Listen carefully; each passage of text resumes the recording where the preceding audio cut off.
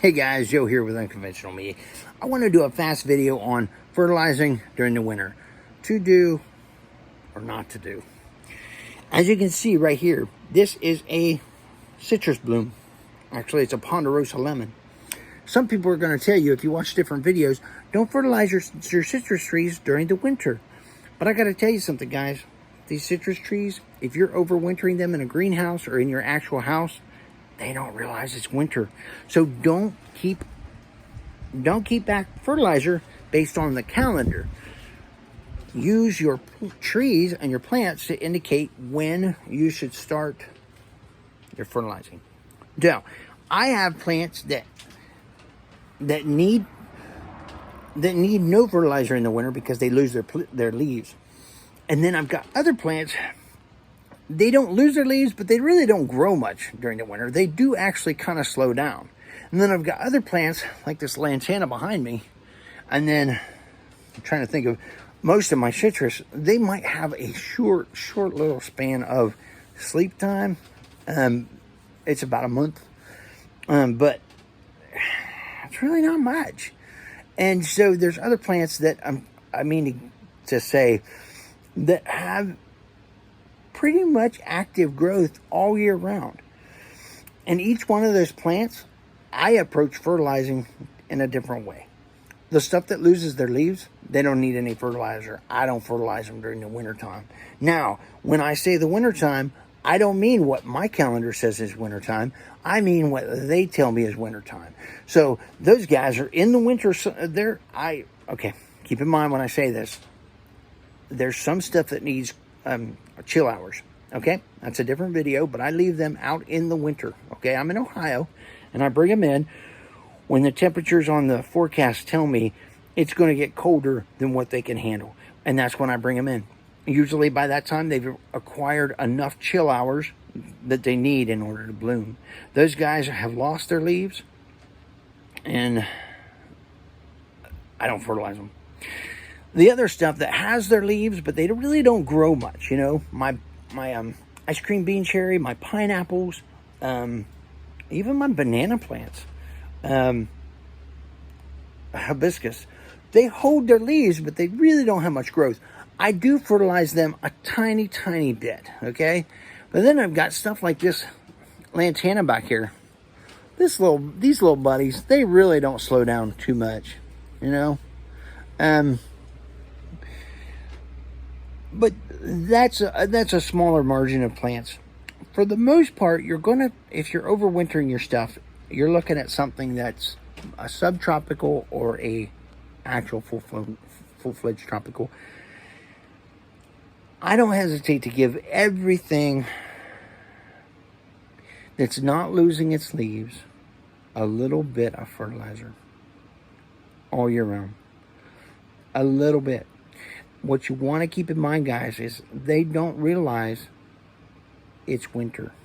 Okay, they're not from Ohio. They're not from Idaho. They're not from New York. You know, they're from a warmer area that has a different seasonal calendar than what you do.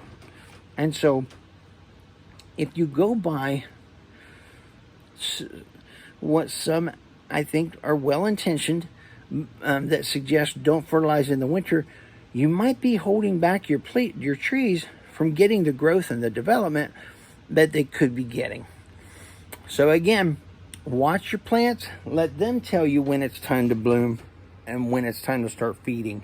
Again, and what I do, I'm not telling you what to do, but what I do is when I start seeing the new flower buds, or when I start seeing the new leaves, then I incrementally increase the fertilizer. But remember, I'm not giving them a full amount. I'm giving them a little bit for the most part all year round, but I just kind of incrementally, a little bit at a time. I fertilize my stuff. The things I fertilize with every watering. So that's something else I got to make sure to specify. If you are watering and fertilizing on different intervals, then you might just want to go ahead and increase it full-fledged. For me, I like to increment upwards little bits at a time. So I love talking about this stuff. So I want to get into nuances like, this plant and this type and that type. But really, I'll keep it simple. If your plants are just maintaining their leaves, I feel it's okay and actually a good idea to keep a little bit of fertilizer in their water. Yes, they're dormant, maybe, but I don't know. I just think it's important to keep them with a little bit of love in every bit of water. But if they're showing active signs of growth, be it leaves or buds, which there you got both, go ahead and start increasing your fertilizer. Again, I'll shut up because I could talk about this forever. But remember, guys, your plants don't realize they're in the winter. They're made and accustomed to warmer places that have a progressed seasonal change. Okay, so they're going to be already in springtime or accustomed to being in springtime. Sorry, long before your calendar says. Hey, thanks for watching, guys. I'm trying to keep it upbeat and happy and not ramble too much, which is hard for me to do. So I appreciate you watching. And one of these days, guys, keep an eye open on my videos. I do have plans, Lord willing, and the creek don't rise, to develop a bigger greenhouse. And this one's not the prettiest, but that's because I gave up. I knew I wasn't going to keep this long term like I intended to. And I thought, you know what? I'm not going to worry about aesthetics right now. I'm just going to go ahead and get it done. And it works. It's functional. It does a great job.